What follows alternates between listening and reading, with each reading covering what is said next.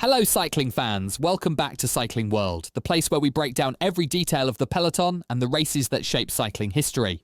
Before we dive in, don't forget to subscribe, hit the notification bell, and share in the comments who you think could challenge Pogacar in the next big battle.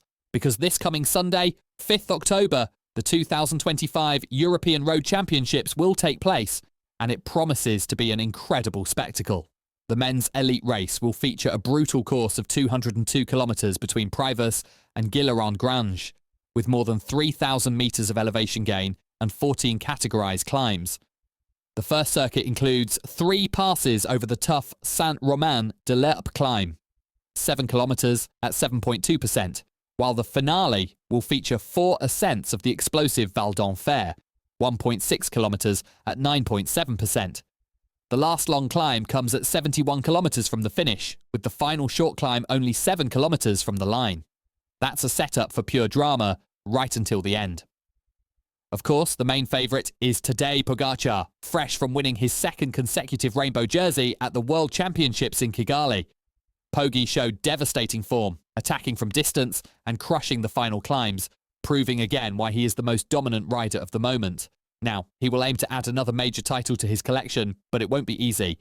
The route's sheer toughness, combined with the strength of his rivals, makes this edition one of the most competitive European championships in recent memory. Names like Remco Evenepoel, Jonas Vingegaard, Juan Ayuso, Pedersen and Skjelmose and João Almeida will be there, alongside dangerous outsiders such as Romain Grégoire, Valentin Paré-Peintre and the ambitious Swiss youngster Jan Christen. So the question is clear, Pogacar is the overwhelming favourite, but who are his 5 biggest rivals in the fight for the 2025 European Championship? If there's one rider capable of matching Tadej Pogacar blow for blow, it's Remco Evenepoel. The Belgian arrives in France with hunger, with frustration, and with a burning need to show that what happened at the World Championships in Kigali was just bad luck. Everyone remembers the images. Evenepoel hammering his saddle in frustration on the Monte Kigali climb, then being forced into a bike change at a crucial moment. From there, his race unravelled, and although he still fought back to take silver, the frustration was written all over his face.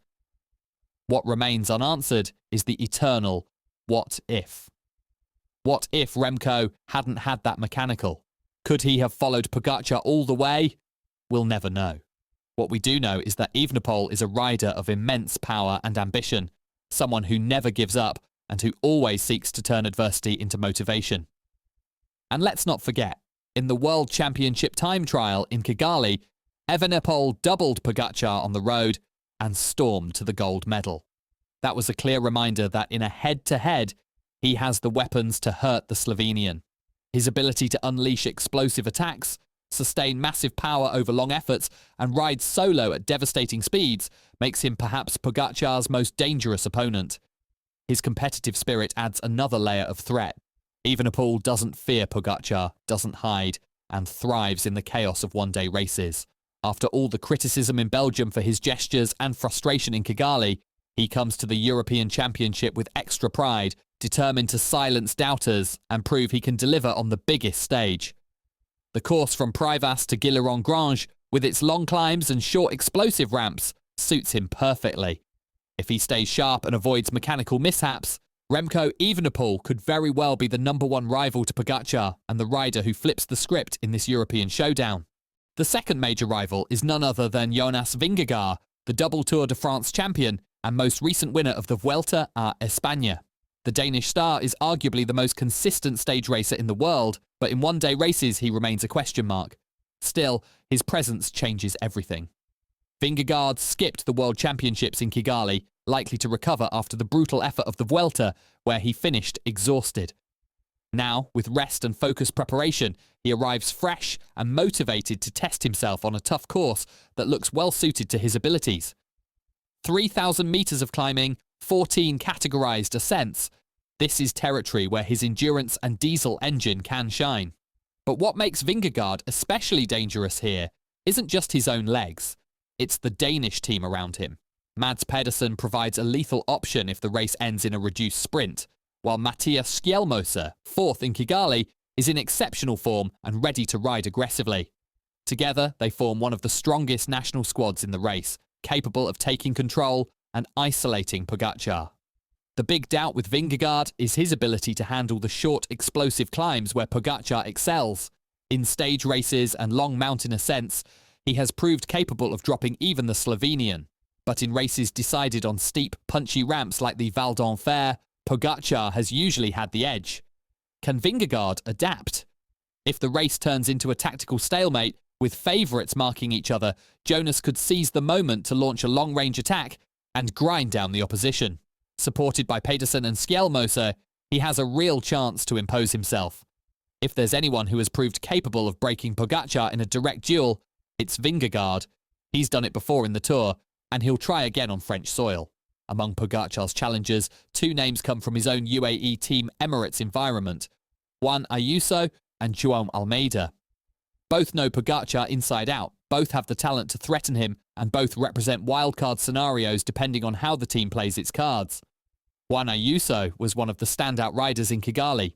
He was the only one who managed to follow Pogacar on the Monte Kigali climb, showing bravery and sharp form. Ultimately, the tactical move from Isaac Del Toro cracked him, and he finished 8th, but the message was clear: Ayuso is close. With the European race at 200 kilometres rather than the 260 of the World Championship, the shorter distance plays into his strengths.